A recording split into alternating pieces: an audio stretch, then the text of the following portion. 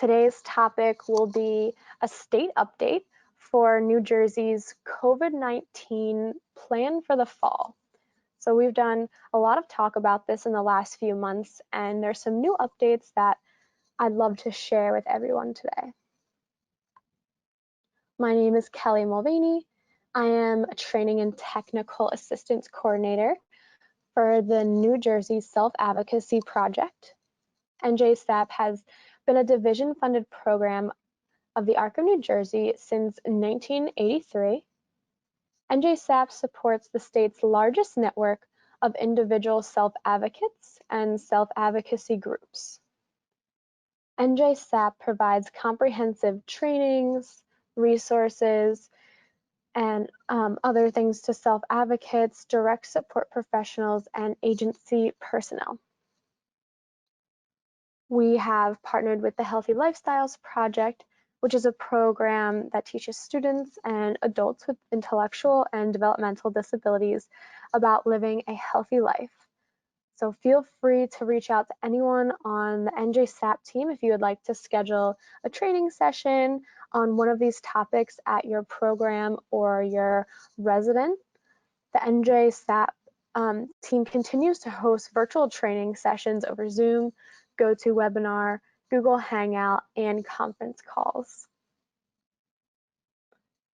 Today, if you have any questions or comments, any feedback, please feel free to leave that in the questions box, and we will go over that at the end of the webinar.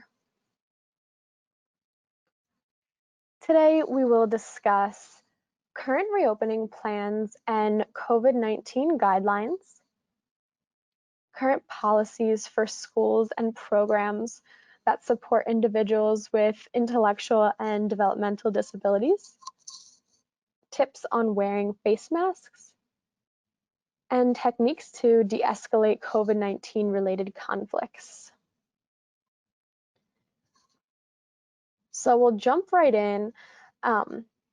On Friday, Governor Phil Murphy signed Executive Order number 183, which established rules for the reopening of indoor dining on Friday, September 4th, as long as businesses comply with the health and safety standards issued by the Department of Health. The governor's executive order also contains requirements for movie theaters and other indoor entertainment businesses where the number of people for a performance is limited to 25% capacity with a maximum of 150 people. The governor's order also increased the limits for indoor gatherings that are religious services, celebrations, political activities, wedding ceremonies, funerals, or memorial services to 25% capacity with a maximum of 150 people, which is an increase from the current limit of 25% capacity with a maximum of 100 people. So we are allowed to have 50 more people now. And then other indoor gatherings, including house parties, they remain at the 25% limit with a maximum of 25 people.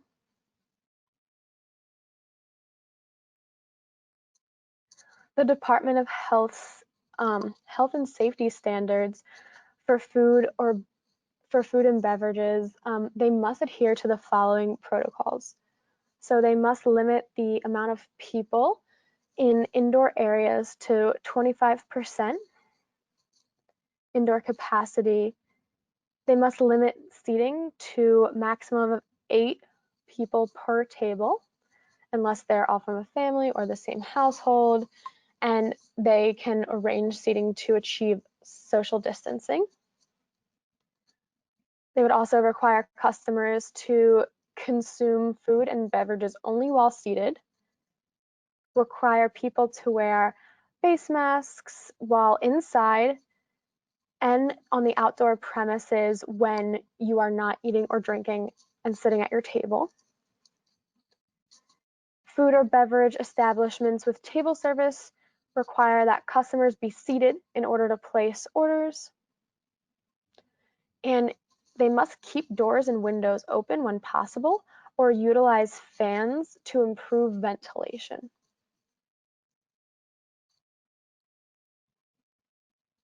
The governor's executive order includes requirements for theaters and indoor performance venues to reopen, and that's any particular showing is limited to 25% capacity with a maximum of 150 people. Groups that buy tickets together can sit together, but they must be at least 6 feet distance from all other groups. Individuals must wear masks unless they are removing them to eat or drink. And just remember that because things are opening again, does not mean that you have to go out and about, to outdoor dining, indoor dining, to different parties and ceremonies. If this is something that still makes you feel uncomfortable, please continue to stay home. Even though some things are opening back up, the world still has many options for you if you do choose to stay home, like food delivery services and other virtual options. So now we're going to talk about back to school. This looks a little bit different this year, and I found this website that a teacher put together with tips and resources for children with special needs for this upcoming school year. It has some great things on there, as well as things you can print out to help keep organized. So if you click this picture, you'll be taken to the link. And I just wanted to share that because I thought that was a great resource. So the New Jersey Department of Education has identified 10 critical areas of operation that schools must address in their restart plans. So that's general health and safety guidelines. In all stages and phases of this response, schools must comply with the CDC, state and local guidelines, and schools must provide reasonable accommodations for anyone who is at a higher risk. Classrooms and testing and therapy rooms. School districts must follow the social distancing for this, and when social distancing is difficult or impossible, face coverings will have to be required. They are always required for visitors and staff unless it'll inhibit the individual's health. And school districts are asking to minimize the use of shared objects because of how many people are touching them. We like to make sure that each group has their own thing to use. As for transportation, school districts ask that you maintain social distancing on the buses. And if you are not able to social distance on the bus, all people who can must wear face coverings while on the bus. Student flow, entry, exit, and common areas. The school district should establish a process and a location for student and staff health screenings. So whether that's at the beginning of the building, the end of the building, in your classroom, the school will need to figure that out. And they can provide helpful hints by using physical guides like signage, tape on the floors, people there to assist you to help ensure that students and staff remain 6 feet when they can, and make sure that they use face coverings when they cannot maintain social distancing. Screening, PPE, and response to students and staff presenting symptoms.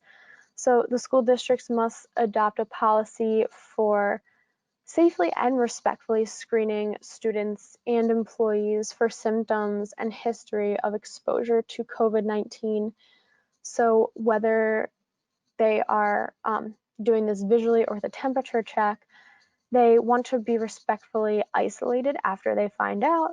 If a school district does become aware of this, they will need to do some contact tracing, notify any local health officials, people who have been in their vicinity, and notify any other families. And that has to go along with contact tracing, making sure anyone who might have been around someone who has symptoms knows about that and is able to develop a plan where they can put these policies and procedures into place. Facilities, cleaning practices, school districts must continue to adhere to the existing cleaning practices and any new requirements that local or state requirements when they arise. So school districts might want to develop a routine for cleaning, maybe schedule that in during their day. That way that they can frequently disinfect places that are like high touch areas, sanitize bathrooms so that kids and adults are staying free of any germs while they are at their programs or school. As for meals, school districts want to stagger eating times to allow for social distancing and disinfecting areas in between the groups. It's also asked that districts discontinue family style and self-serve and buffet style dining to maintain social distances. So they're even talking about having more packaged lunch so that each person doesn't have to come in contact with others' food. Recess and physical education. Recess is also being staggered by groups and for kids and staff so that they can disinfect the playground or other equipment that's used during recess. Extracurricular activities. All of these activities must comply with the social distancing and hygiene requirements. And this is a really hard one for schools to figure out because so many schools are running on a different schedule and they're getting out a little earlier, but for high school, I know that they are still expected to wait until 3 or 4 till they can practice for their sport, while some people are getting out around lunchtime. So all of these things are topics that need to be identified when going and reopening. Conditions for learning as far as classrooms and testing, activity rooms.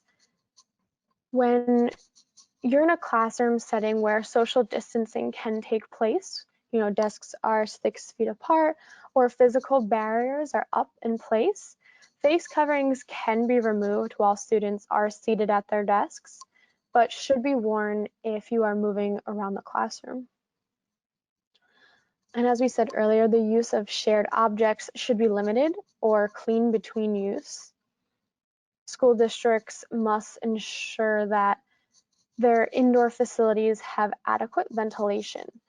So operational heating, ventilation systems where it's appropriate.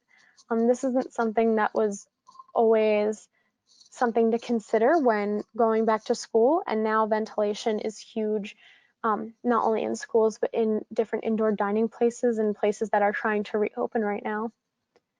Recirculated air must have a fresh air component, and if the AC is not provided, windows must be open. We need some sort of flow of fresh air coming in indoor places so that we don't keep breathing in recycled air. Filters for AC units must also be changed according to manufacturer recommendations. It's also important to prepare and maintain hand sanitizing stations with alcohol-based hand sanitizer, so at least 60% of alcohol. You're going to want that in each classroom for staff and children who can safely use hand sanitizer. At entrances and exits of the buildings, you're going to want this near lunchrooms and toilets. And if a children under the age of 5 is using hand sanitizer, they should definitely be supervised because of the high levels of alcohol in it. Students should wash their hands for at least 20 seconds, before eating, after using the bathroom, after blowing their nose, coughing, or sneezing. And this is something that the teachers are going to have to be more on top of. So not only are they going to be teaching their normal lectures, they're going to also have to be on top of making sure everything is clean, people are washing appropriately, and that the air is flowing appropriately.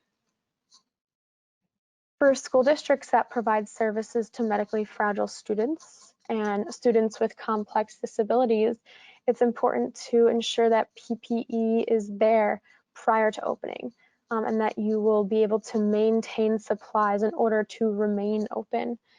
Often places thought that they had enough gloves and hand sanitizer to be able to reopen, not realizing how much of that would be used within a short period of time of reopening. It's also a good thing to consider the need for additional cleaning staff to ensure continuous disinfecting of classrooms, therapy rooms, activity rooms that serve students with disabilities where multiple tools could be used for communication, mobility, or instruction. Think about how often things are touched, especially in a classroom where you have individuals with disabilities, or especially in programs where the individuals with disabilities use devices. They're high touch surfaces, and we want to make sure that they stay clean. We also want to consider the need for monitoring frequent hand washing, and sometimes that will require hand-over-hand assistance depending on the age and the functioning level.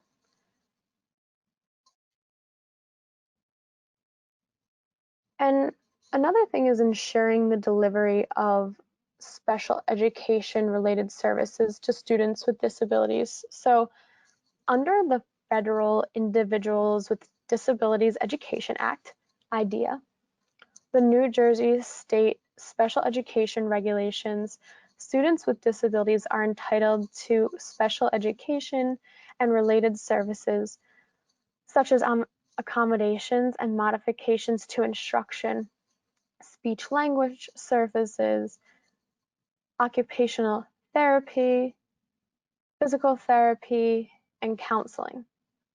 Since the onset of this virtual instruction, the New Jersey Department of Education has engaged a variety of stakeholders, including educators, related service providers, and advocacy groups to gain insight, share best practice, and consider policies that support providing services to students with disabilities, whether it's virtual or hybrid learning environments. The NJDOE will continue to update school districts with any additional guidance from the USDE on the implementation of the Individuals with Disabilities Education Act. Specific strategies and considerations for students with disabilities are critical points of discussion for every return to school scenario. And the New Jersey Department of Education recommends that school districts consider the following when addressing education for students with disabilities for this upcoming school year. Procedures to address the return to school of medically fragile students or students with physical or health impairments who may require accommodations or modifications as a part of their 504 plan.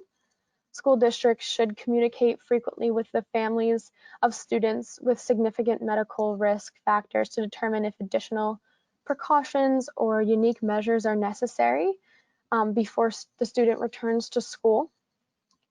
IEP teams should review student data and student progress to determine whether critical skills were lost during the period which remote instruction was being provided, and determine the need for additional services to address any sort of loss that happened then. IEP teams should consider the impact of missed services on the progress of the student, meeting the IEP goals and the objectives, determining if additional services are needed to address the regression, or if you will be able to do these skills within a reasonable length of time again. IEP teams should develop procedures to complete overdue and incomplete evaluations to determine the eligibility for special education services. The use of school guidance department staff and child study team personnel to identify students whose post-secondary plans may have been affected by COVID-19 pandemic and provide support, resources, and assistance to, connecting them to the community organizations, scholarships, county, state, federal opportunities so that they can access support. Clear communication to parents, guardians, making sure that the students' referrals and evaluations determine the eligibility for special education services or that a 504 plan as required by federal or state law. Face coverings are required for staff, students, and visitors in the school facilities. So there are a few circumstances that you will not need to do this. So that would be when it would inhibit the individual's health. So if wearing this in a school will inhibit your health, then you would not have to wear this in a school facility. When a student is in extreme heat outdoors, when a student is in water, if a student's documented medical condition or disability is reflected on the IEP, if a student is eating or drinking,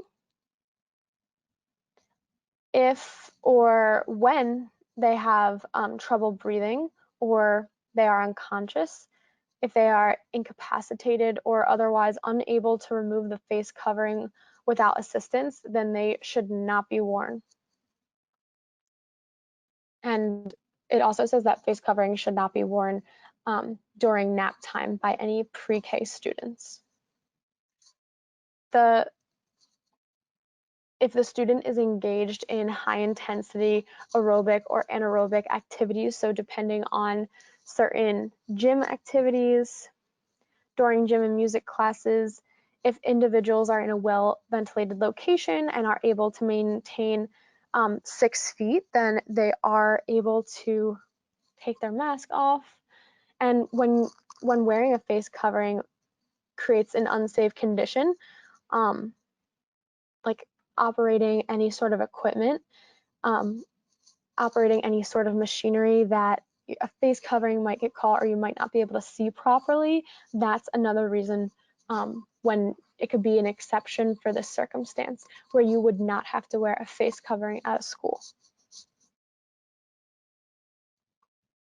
School districts must adopt a policy for screening students and employees upon arrival. So a lot of you might have seen this happening if you've went out anywhere to doctor's appointments or if you've gotten your hair cut. Most people, before you come into the store or the facility, they will do a temperature check.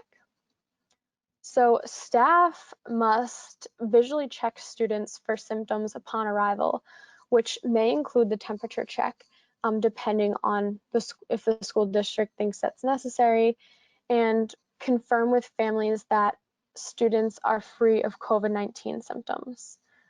Health checks must be conducted safely and respectfully. Results must be documented when signs or symptoms of COVID-19 are observed. And any screening policy must take into account students with disabilities and accommodations that may be needed in the screening process for those particular students. So they might need a different screening process than someone who does not have disabilities. And then there are some general health and safety guidelines for anyone who is going around. This is general safety guidelines that the CDC identifies. And this is basically identifying that you have a higher risk for a very severe illness from COVID-19. So if any of these things relate to you, then you might be at a higher risk for COVID-19, and you may need to obviously take that into consideration and where you're going. So some things that may include would be chronic lung disease or asthma, serious heart conditions, if you're immunocompromised, severe obesity, diabetes, chronic kidney disease, liver disease, medically fragile students with IEPs, students with complex disabilities with IEPs, students who require accommodations under a plan in ordinance with the Section 504 of the Rehabilitation Act. So scheduling looks a bit different too. The impact of COVID-19 has required districts and schools to rapidly redefine their educational environments. So going back to school does not look the same at all this year. Students and educators have been required to adapt to continually evolving circumstances while making every effort to maintain a similar learning environment. As New Jersey continues to navigate the pandemic, our educational systems must ensure that we can mitigate any potential future impacts related to COVID-19. District and school policies for attendance and instructional contact time will need to accommodate opportunities for both synchronous and asynchronous instruction, while ensuring the requirements opportunities for both instruction. They still need to make sure that they have 180-day school year, and hours of instructional time are not defined as when a kid is in front of a teacher or in front of a screen, but actually when they are engaged in standards based on the guidance of and the direction of the teacher. So right now, a lot of schoolwork doesn't look like a teacher teaching you and you doing homework. A lot of it is self-guided and virtual. And this will allow students to have a little bit more of a sense of responsibility, as well as teach them that they can kind of go at their own pace. The New Jersey Department of Education recommends that districts prioritize flexibility and creative planning to maximize opportunities for growth, because so much is so different right now. It's really important that districts meet the unique needs of their community, but take into consideration that children and students are going to be on the computers a lot more, and to kind of foster interactions between teachers, students, and their peers, even if it is virtually. So many places are using the cohort model, which identifies a small group of people and keeps them together by ensuring that the student and the staffs are in the same group and they will stay in touch with the same people. For young children, it'll be all day, and for older children, it'll be as much as possible they'll be with the same people. That way you limit the mixing between different groups. And this model can be utilized to facilitate hybrid instruction. So what that might look like is a 6-day rotation. So you might have a green team, a red team, and a blue team, where they will all go on different days of the week. Students are divided equally by grade into groups. For rotating in-person instruction, and rotations may be adjusted to accommodate a 4-day schedule, different number of teams, and by another grade. And I see a lot of places doing this, and a lot of times too, if we take a look at the blue team, they're on Wednesday and Monday. Some schools are doing basically like a green and a red team and having Wednesday be a cleaning day. So no child will go to school on a Wednesday. That day will be for disinfecting and deep cleaning so that when the next group comes in, everything will be nice and clean. And this is something that we can think about for organizations thinking about reopening programs or centers.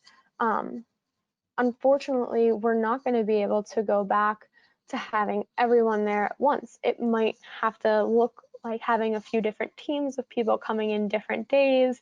And this is, although this is for a school district, it's definitely something that day programs can adapt. So this is what the weeks across grades look like. So students are divided equally by grade into groups. And you'll see that the red team it's all grades 9 to 12, but each grade will be going a different week. So they might do everyone who has the last name M and B4 will go and be red team, and everyone with M to Z will be blue team. That way that they have the same people going to school at the same time.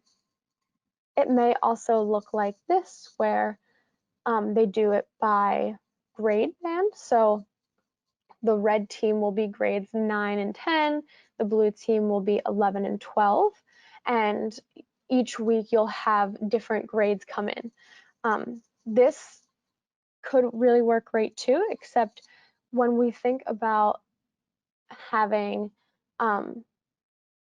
social interactions with different people, I know many agree that going to school with younger people and older people is very helpful for our social learning. So I think this one could be good, but it would definitely make you see a lot less people and a lot of the people in only your one area and grade. So these are some of the options that have been given to schools so that they can figure out a scheduling program to figure out how to reopen to the best of their ability and make sure that everyone stays as healthy as can be. And I think that this can be related to day programs where they can try to split people by last name coming one week, and it could really make for a way to get people excited to get back into the community. So all of the things that we're talking about here, although it's in the Restart Reopen plan, it can be used for day programs as well. And I think right now, a lot of us know that technology isn't the easiest thing to deal with. A lot of us don't have accessibility to it, and people who have relied on day programs are kind of concerned about what's going to go on because they don't have anything to hop on virtual programming with. So each school district and I think organization should strive to ensure that each student has access to a device to go on the internet. Districts should prioritize technology or in-person instruction to students that are without access.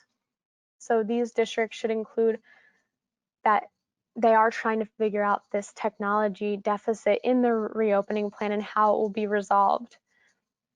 Some things that they can do would be to conduct a technology needs assessment, determine the number of students that require district provided services or internet access in order to do remote education.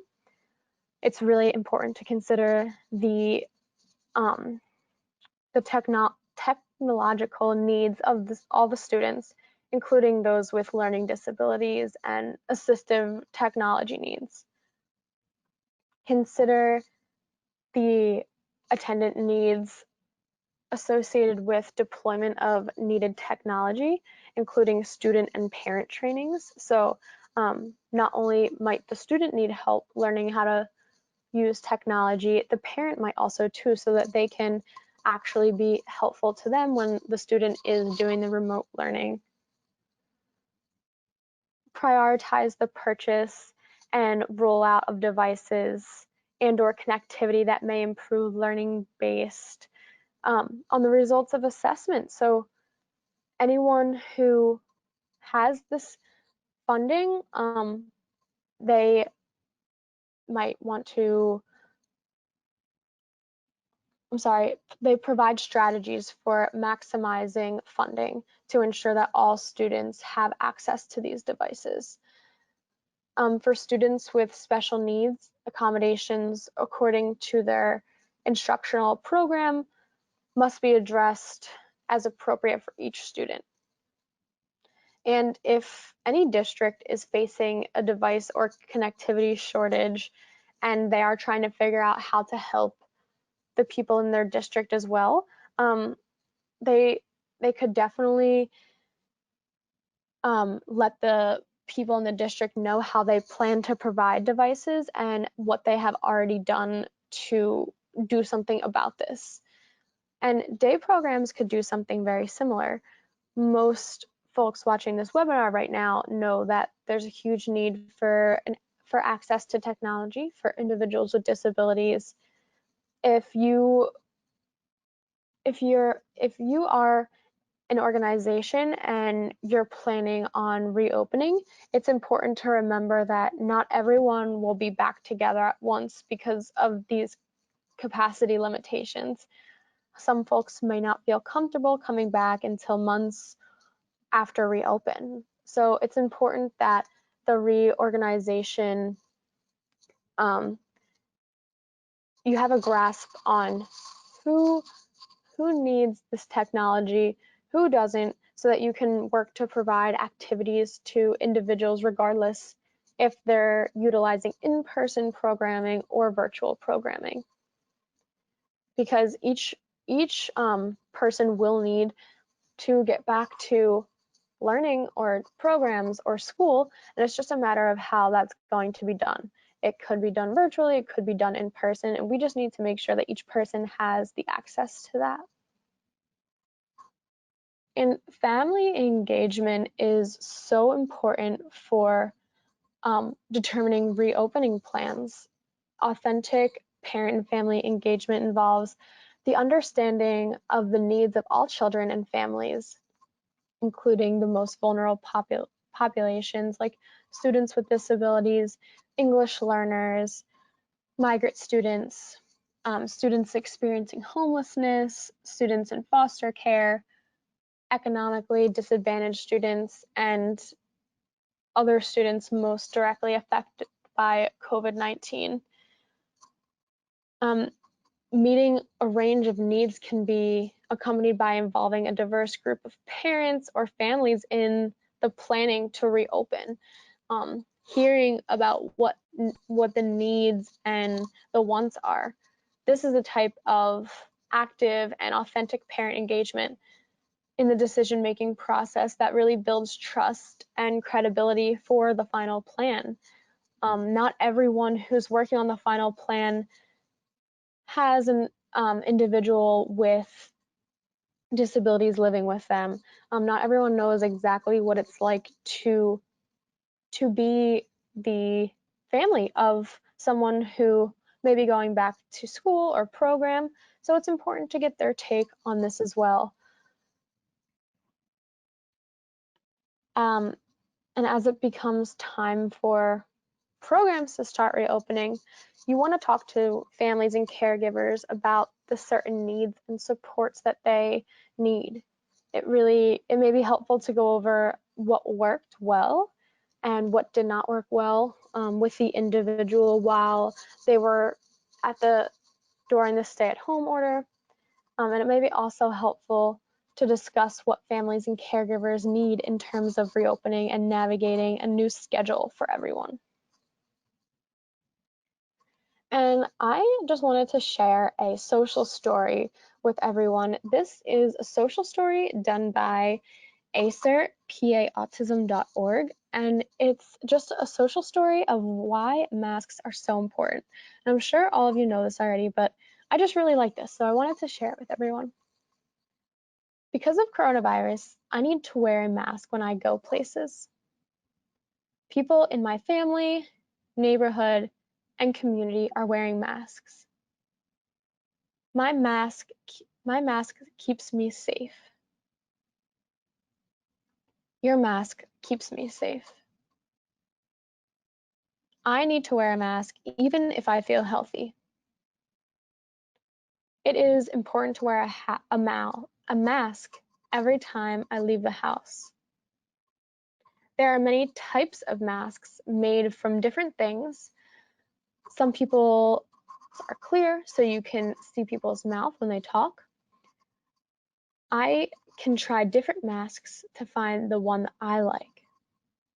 I can wear a mask from a store, or I can make my own mask. I can make my mask fun by decorating it. These aren't the same as doctors' masks.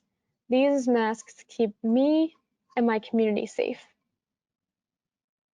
I should always wash my hands before putting on my mask.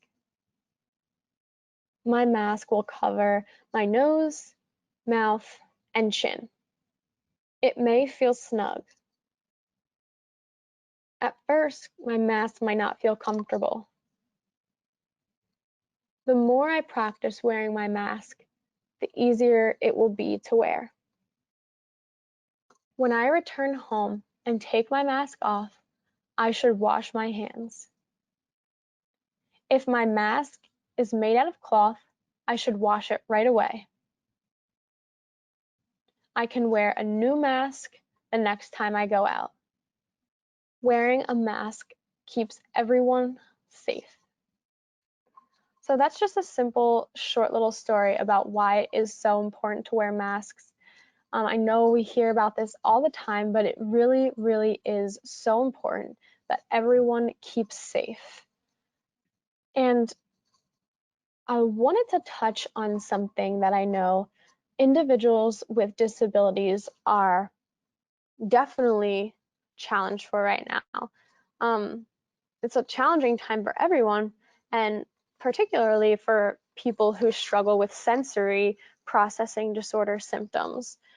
For many individuals, it may be hard to even find clothes that feel comfortable. So expecting you to wear a mask might bring a new set of challenges. Anxiety can cause us to be hyper-aroused, making us feel our sensations more strongly.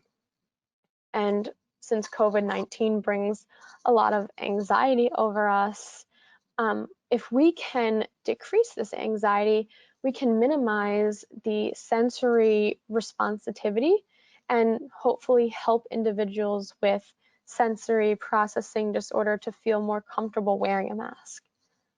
There are some extra steps that could be taken to make sure that individuals feel comfortable, and some individuals may not mind wearing a mask at all, and others might feel really comfortable. So the best bet is just to present several choices for masks, or even better, involve them in making their own mask.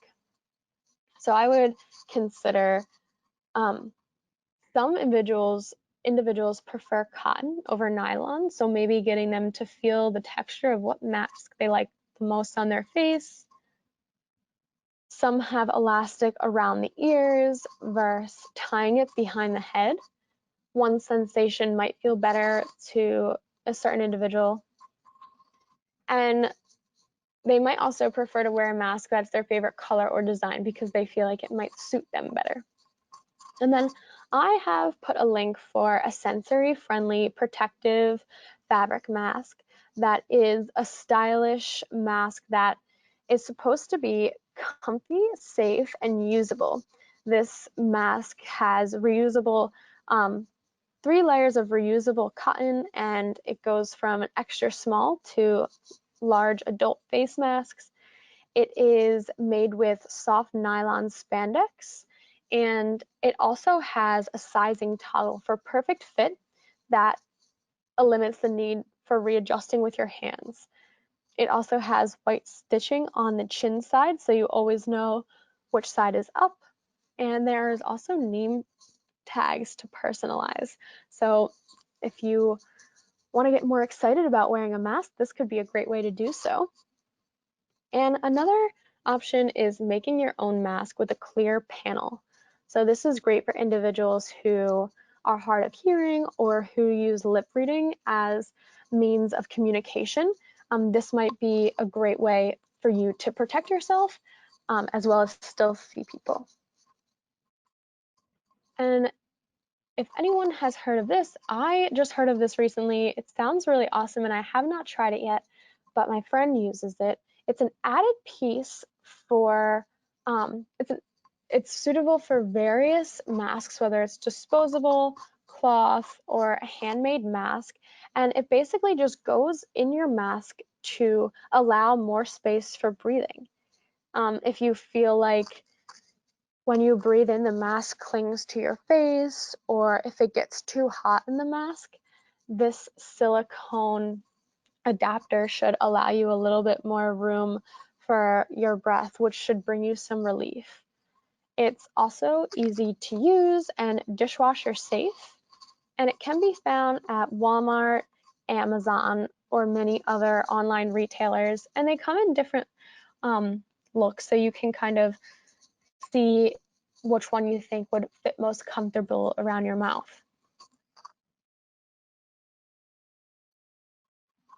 And then I wanted to go over a technique for de-escalating any issues that come along with confronting COVID-19. So navigating this new world looks so different in many ways, and aggression levels can be a little higher right now because of the pandemic and so many other things going on in this world. So it's important that you feel safe and prepared to advocate for yourself if you're in a situation that makes you feel uncomfortable. So the technique that I like to use is ask, tell, tell to handle the situation. So you'll ask the person to please stop the identified behavior because it makes you feel uncomfortable. If it continues, tell the individual to stop the behavior. And then if that continues, let them know that you have asked them to stop, they have failed to do so, and that you will report this to your supervisor. So here is an example of how you might be able to use this. If someone is near you in a store or at an organization or an event, and maybe they are very close to you, maybe they're not wearing their mask properly, this might be a great way to handle it. So your ask would be, please wear a mask properly when we are in close proximity. And then if they don't do that, you can use tell. If you do not wear a mask, I could be at greater risk for infection. And then if they still don't do what you're asking, tell, if you do not wear your mask properly, I will have to report this to your supervisor or manager or my supervisor, manager, caseworker, or staff. So just a reminder that you are not law enforcement and you cannot get anyone in trouble for not wearing a mask. So lead with friendliness. The nicer you are to people, the more understanding they will be if you're asking for them to be a little bit more considerate. The goal is not to tell people what to do or to get anyone in trouble. It's just so that you feel comfortable addressing a situation if someone might not be taking the proper COVID-19 precautions. So you can use the ask, tell, tell model. And then real quick, I just wanted to add this in if someone has symptoms, please contact a healthcare professional if you or this individual in your program or home develops these symptoms, especially if they have been in close contact with someone who has traveled internationally within the last 2 weeks, or with a person who's known to have COVID-19, or if they live in a space that has a spread of COVID-19. So if you are concerned, call your healthcare provider.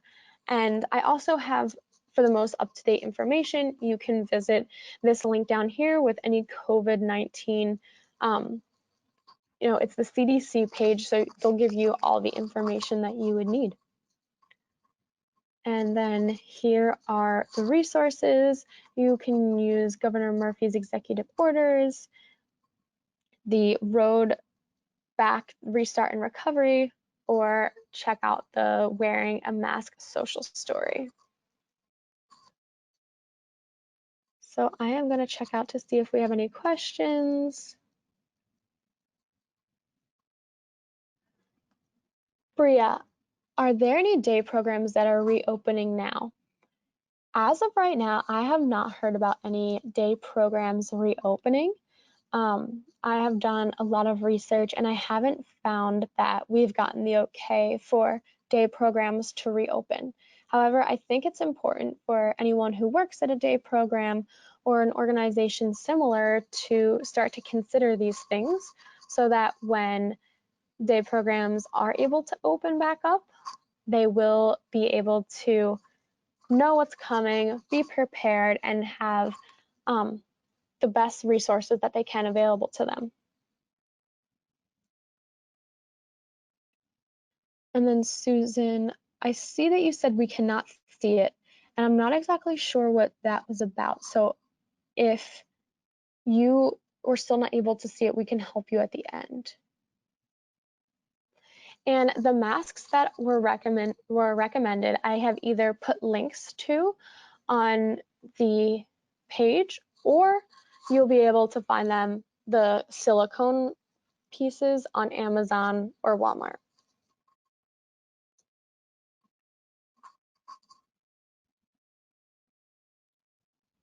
So Bria, you are currently not in school trying to find a program.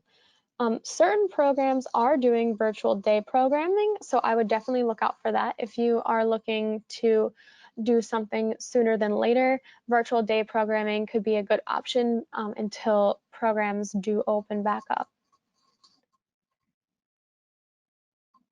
And then you were not able to see the masks with the adjustable slides. So if you click on the link, then it'll take you right there. And if anyone has any other questions, feel free to reach out to me.